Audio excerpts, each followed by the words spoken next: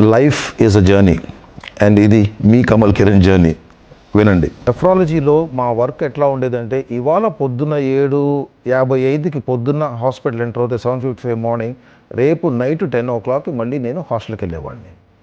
అట్లాగా every day for 3 full years హాస్పిటల్లో నేను 36 hours నా రూమ్లో ఒక 8-9 గంటలు ఉండేవాడిని అంతే. నెఫ్రాలజీలోని ఆ డయాలసిస్ మెషిన్స్ ఏంటి, ఆ కిడ్నీ బయాప్సీస్ ఏంటి, ఆ జుగులార్ కెథిటర్స్ అంటే ట్యూబ్లు పెడతాం మనం నెక్లో కానీ తొడలో కానీ మెషిన్ డయాలసిస్ చేసుకోవడానికి, ఆ ట్రాన్స్ప్లాంట్స్ ఎట్లా ఉంటాయి, the passion of a transplant, the miracle of transplant. దీంతో nephrology became not just a passion, it has become a madness for me some times.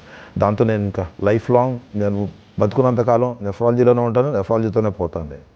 This is my journey so far as a doctor and as a nephrologist. The people who inspired me in my life all these times, yes, definitely my dad with his hard work and his knowledge and English. My mom, ఏమి తెలియకపోయినా కూడా mummy మళ్ళీ తెలుగులోని కవితలు రాసేస్తాను. So mom is very good.